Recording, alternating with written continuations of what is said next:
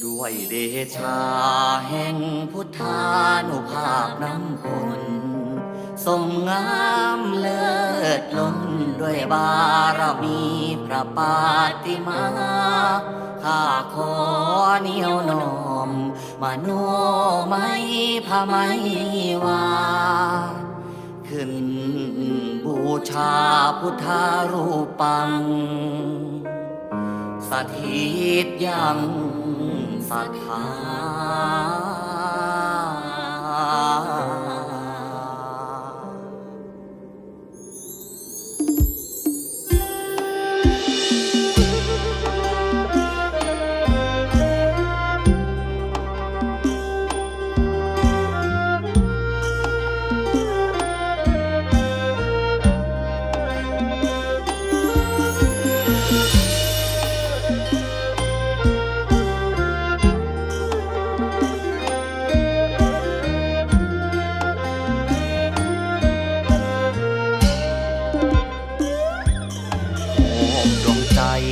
ไทยลูกหลานยกไว้เหนือหัว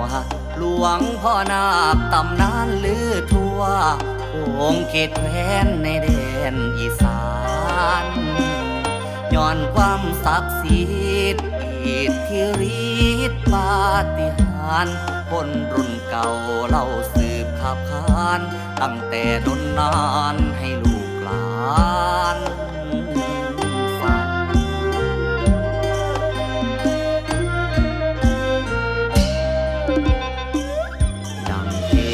พระดา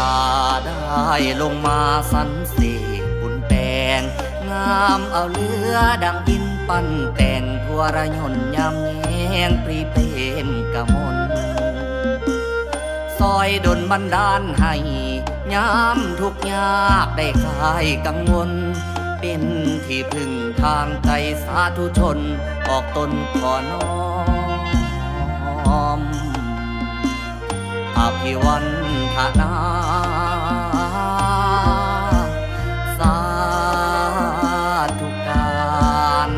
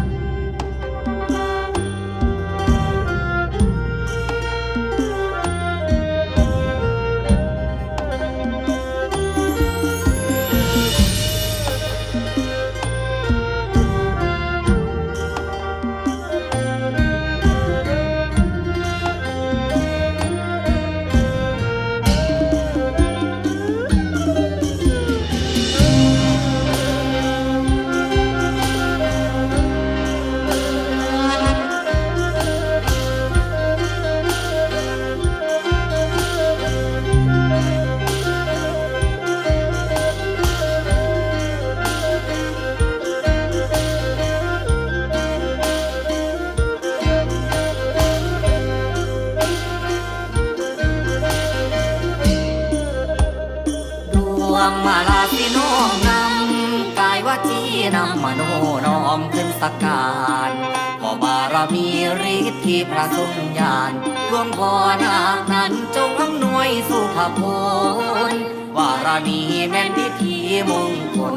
บังเกิดเลิศล้นเป็นพรทิพยายานให้สารานรื่นเรื่องสุขเย็นจงได้หายทุกเข็นเวรภัยยาได้มีขอได้แห่งบารมีหลวงพ่อนาคมีคุ้มเก้าเกศา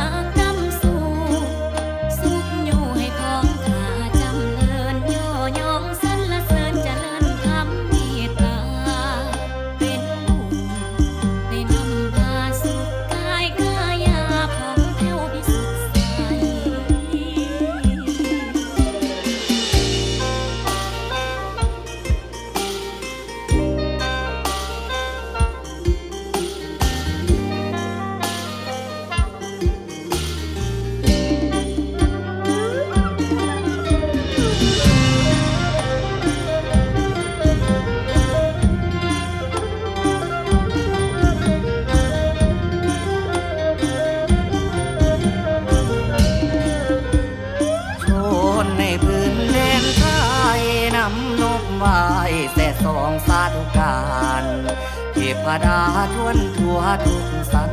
หมู่อินผมนั้นทางเท้าเทนเทวาอัปสรม้วนหมู่ร่างฟ้านำขาบส่งมาหลวงพ่อนาเขานี้ภูมิใจด้วยสามัคคีเป็นมาลาดวงดีนำน้องนบน้ำปาสีแต่งปิดาลำเทิดทูนด้วยนำสักการะปารมี